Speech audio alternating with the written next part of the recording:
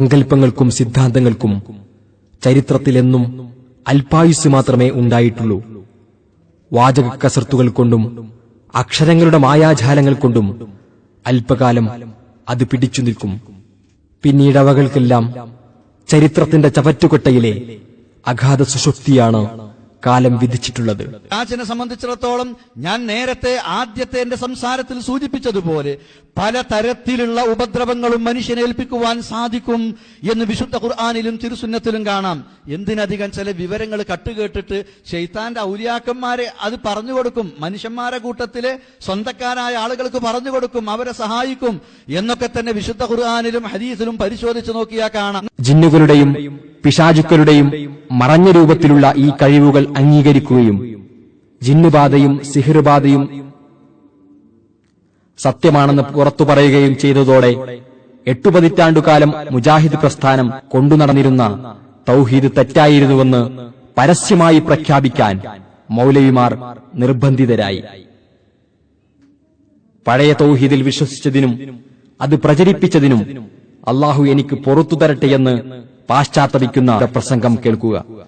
ഞങ്ങൾ പ്രതികളായിക്കോളാം, ഞങ്ങൾക്ക് പ്രശ്നമില്ല. പക്ഷേ ഞങ്ങൾ കാരണം എന്റെ ഒരു വാക്കുകൊണ്ട്, ഹനീഫ് കായിക്കോടെ ഒരു വാക്കുകൊണ്ട്, അബ്ദുറഹ്മാൻ സലഫിയുടെ ഒരു വാക്കുകൊണ്ട് ഒരു മനുഷ്യൻ വഴികേടിലാകരുത് എന്ന് ഞങ്ങൾക്ക് ആഗ്രഹമുണ്ട്. ഞങ്ങൾ ഇങ്ങനെ പറഞ്ഞിട്ടുണ്ടെങ്കിൽ മാലോകത്ത് ജീവിക്കുന്ന മുഴുവൻ ആളുകളോടും ഞങ്ങൾ മാപ്പ് ചോദിക്കുന്നു, മാപ്പ് ചോദിക്കുന്നു, മാപ്പ് ചോദിക്കുന്നു. ചിന്തിക്കുക, സച്ചരിതരായ മുൻഗാമികളുടെ സൽപാതകളിൽ നിന്ന് സമൂഹത്തെ പുറകോട്ട് വലിച്ച് ഒഴുകിയെത്തുന്ന ദീനാറുകൾക്കും ഡോളറുകൾക്കും ഒപ്പിച്ച് ദിനേന വിശ്വാസങ്ങളിൽ പോലും തിരിമറികൾ നടത്തിക്കൊണ്ട് അസ്തഗ്ഫിറുള്ളയുടെ മേമ്പൊടികൾ ചേർത്ത് വാചക കസർത്തുകൾ നടത്തുന്ന പുരോഹിത മൗലവിമാർ. നിങ്ങൾ ആലോചിച്ച് നോക്കി, നമ്മുടെ മദ്രസയിലെ 4ാം ക്ലാസ്സിലെ പഠിപ്പിക്കുന്ന ഇസ്ലാമിക വിശ്വാസ പുസ്തകമാണ് ഇത്. ഈ പുസ്തകത്തിലെ 12ാമത്തെ പാഠം അദ്ദുആ എന്നാണ് ഇതിന്റെ പേര്. ഈ അധ്യായത്തിൽ പറയും നോക്കി നിങ്ങൾ, മനുഷ്യ കഴിവിനപ്പുറമുള്ള മാർഗങ്ങളിൽ കൂടി രക്ഷയും ശിക്ഷയും ഗുണവും ദോഷവും ചെയ്യാൻ കഴിയുമെന്ന വിശ്വാസത്തോട് കൂടിയുള്ള അപേക്ഷക്കാണ് പ്രാർത്ഥന എന്ന് പറയുന്നത്. അദൃശ്യം, അഭൗതികം എന്നൊക്കെ പറഞ്ഞാൽ മനുഷ്യ കഴിവിനപ്പുറത്തുള്ള കഴിവുകളാണ് എന്ന പഴയ വ്യാഖ്യാനം ഒഴിവാക്കി മനുഷ്യരുടെയും ജിന്നുകളുടെയും മലക്കുകളുടെയും മറ്റെല്ലാ സൃഷ്ടികളുടെയും കഴിവിനപ്പുറമുള്ള കഴിവുകൾ മാത്രമേ അഭൗതികവും അദൃശ്യവും കാര്യകാരണ ബന്ധങ്ങൾക്ക് അതീതവും ആവുകയുള്ളൂ എന്നാണ് ഇവർ ഇപ്പോൾ പറയുന്നത്. 2007 ഫെബ്രുവരി 16 വിചിന്തനം കാണുക. 2007 ഫെബ്രുവരി 16 വിചിന്തനം കാണുക. മലക്കുകളുടെയും ജിന്നുകളുടെയും മറ്റെല്ലാ സൃഷ്ടികളുടെയും കഴിവിനപ്പുറത്തുള്ള കഴിവുകളും അറിവുകളുമാണ് മുജാഹിദുകൾ ഇബാദത്തിന്റെ നിർവചനത്തിൽ ഉൾപ്പെടുത്തുന്നതെന്ന് വളരെ കൃത്യമായി വിചിന്തനം പറയുന്നു. സൃഷ്ടികളുടെ കഴിവിനപ്പുറത്തുള്ളത് അള്ളയല്ലാത്തവരോട് ചോദിക്കുന്നത് മാത്രമേ ശിർക്കാവുകയുള്ളൂ. അതാണ് പ്രാർത്ഥന. അതല്ലാത്തിന് പ്രാർത്ഥന എന്ന് പറയാൻ പറ്റൂല. സുബ്ഹാന ജല്ല ജലാലുഹു. ആരാ അത് പഠിപ്പിച്ചത്? അതിനെന്താ തെളിവ്? 2007 ഫെബ്രുവരി 16 വിചിന്തനം കാണുക. മലക്കുകളുടെയും ജിന്നുകളുടെയും മറ്റെല്ലാ സൃഷ്ടികളുടെയും കഴിവിനപ്പുറത്തുള്ള കഴിവുകളും അറിവുകളുമാണ് മുജാഹിദുകൾ ഇബാദത്തിന്റെ നിർവചനത്തിൽ ഉൾപ്പെടുത്തുന്നതെന്ന് വളരെ കൃത്യമായി വിചിന്തനം പറയുന്നു. ഏതാണ് ഇതിൽ ശരി? ആര് പറഞ്ഞതാ സ്വീകരിക്കേണ്ടത്? ഈ രണ്ടാൾക്ക് ആർക്കാണ് ഇതിന് തെളിവുള്ളത്? തെളിവിന്റെ അടിസ്ഥാനത്തിലാണോ പറയുന്നത്? വല്ലാത്ത ഒരത്ഭുതം. മടവൂരികൾ നമ്മളെ സംബന്ധിച്ച് ആദ്യമൊക്കെ നമ്മൾ മനുഷ്യ കഴിവിനപ്പുറം എന്നാണ് പ്രാർത്ഥനയ്ക്ക് നിർവചനം നൽകിയെങ്കിൽ ഈ ജിന്നിന്റെ വിഷയം വന്നതിന് ശേഷം മനുഷ്യ സൃഷ്ടികൾക്കപ്പുറം എന്ന് പറയുന്നുണ്ട്. ഈ വാദം ശരിയാണോ? അവർ ഉന്നയിക്കുന്നതിന് എന്താണ് മറുപടി പറയുക? മനുഷ്യ കഴിവിന് അതീതമായ എന്ന് പറഞ്ഞാൽ അതുകൊണ്ട് ഉദ്ദേശിക്കുന്നത് മനുഷ്യൻ ഒരു സൃഷ്ടിയാണ്. അപ്പൊ ഒരു മനുഷ്യനോട് അവന്റെ കഴിവിന് അതീതമായ കാര്യങ്ങൾ, ഇതുപോലെ ഏതൊരു സൃഷ്ടിയോടും ആ സൃഷ്ടിയുടെ കഴിവിന് അതീതമായ കാര്യങ്ങൾ ആവശ്യപ്പെടുക എന്നതുകൊണ്ടുള്ള വിവക്ഷ കാര്യകാരണ ബന്ധങ്ങൾക്ക് അതീതമായ പ്രാപഞ്ചിക നിയമങ്ങൾക്ക് അതീതമായ കാര്യങ്ങളിൽ അവരോട് സഹായം ആവശ്യപ്പെടുക, പ്രാർത്ഥിക്കുക എന്നതാണ്. അതാണ് ശിർക്ക്. അപ്പൊ മുമ്പ് ഉപയോഗിച്ച വാചകങ്ങൾ തിരുത്തേണ്ടതോ അങ്ങനെ തിരുത്തുന്ന ഒരവസ്ഥയോ നമ്മളെ സംബന്ധിച്ചിടത്തോളം അല്ല. സൃഷ്ടികളുടെ കഴിവിനപ്പുറത്തുള്ളത് അള്ളയല്ലാത്തവരോട് ചോദിക്കുന്നത് മാത്രമേ ശിർക്കാവുകയുള്ളൂ. അതാണ് പ്രാർത്ഥന. അതല്ലാത്തിന് പ്രാർത്ഥന എന്ന് പറയാൻ പറ്റൂല. സുബ്ഹാന ജല്ല ജലാലുഹു. ആരാത് പഠിപ്പിച്ചത്? അതിനെന്താ തെളിവ്? ഏതാണ് ഇതിൽ ശരി? ആര് പറഞ്ഞതാ സ്വീകരിക്കേണ്ടത്? ഈ രണ്ടാൾക്ക് ആർക്കാണ് ഇതിന് തെളിവുള്ളത്? തെളിവിന്റെ അടിസ്ഥാനത്തിലാണോ പറയുന്നത്? വല്ലാത്ത ഒരത്ഭുതം. സൃഷ്ടികളുടെ കഴിവിനപ്പുറമുള്ളത് ചോദിക്കലാണ് എന്ന് എന്തായിരുന്നു നിർവചനം മാറ്റിയത്? സൃഷ്ടികളുടെ കഴിവിനപ്പുറമുള്ളത് ചോദിക്കലാണ് എന്ന്. ഇൻഷാ അല്ലാഹ് നിർവചനം നമ്മൾ കേൾപ്പിച്ചു തരാം. അവർ മാറ്റിയ നിർവചനം. മാറ്റിയ നിർവചനം കേൾപ്പിച്ചരാന്ന്.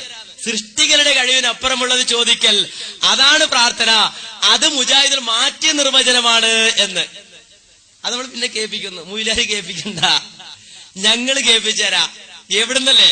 ഇത് യുവത ഇറക്കിയ ബുക്ക്, ലേറ്റസ്റ്റ് ബുക്കാണ്. യുവത ഇറക്കിയ ബുക്ക്.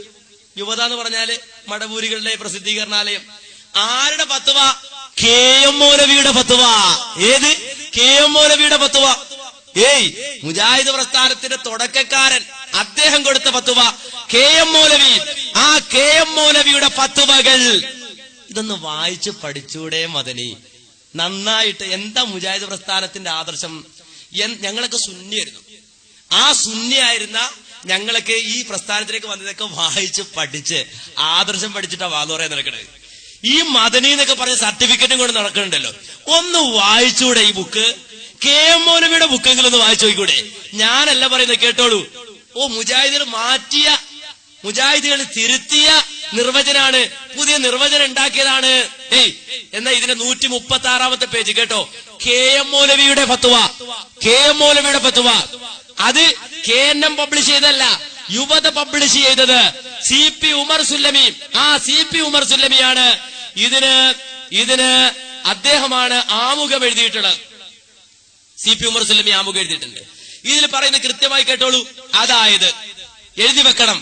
അതായത് അള്ളാഹുവിന്റെ ശക്തിയിൽ മാത്രമുള്ളതും സൃഷ്ടികളുടെ ശക്തിക്കപ്പുറത്തുള്ളതുമായ രക്ഷയോ സഹായമോ ഏതെങ്കിലും ഒരു കാര്യം സാധിച്ചു തരുവാൻ വേണ്ടിയുള്ള ദുആ എന്റെ ബ്രാക്കറ്റിൽ വളരെ അങ്ങേയറ്റമുള്ള താഴ്മയോടുകൂടിയുള്ള അപേക്ഷ അള്ളാഹുവിനോട് മാത്രമേ ചെയ്യുവാൻ പാടുള്ളൂ. ഏതാണ് ഇതിൽ ശരി?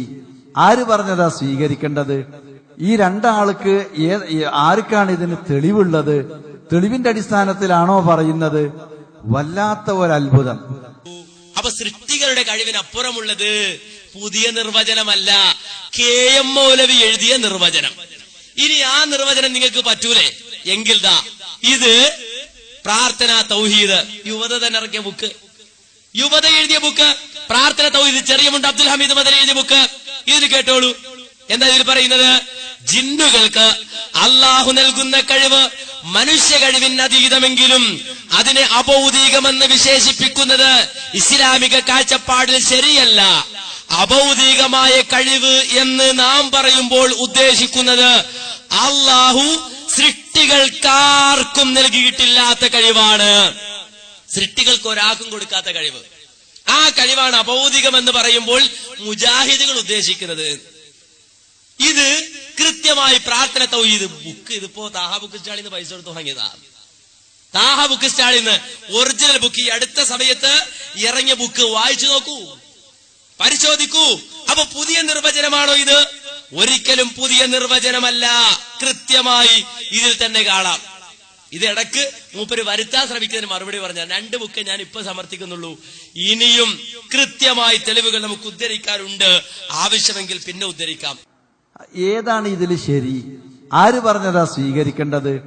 ഈ രണ്ടാൾക്ക് ആർക്കാണ് ഇതിന് തെളിവുള്ളത്? തെളിവിന്റെ അടിസ്ഥാനത്തിലാണോ പറയുന്നത്? വല്ലാത്ത ഒരത്ഭുതം. എന്നാ എന്റെ പ്രിയപ്പെട്ട സഹോദരന്മാരെ, ഈ പുസ്തകം ഏതാണെന്ന് നിങ്ങൾക്കറിയോ? ഈ പുസ്തകത്തിന്റെ പേര്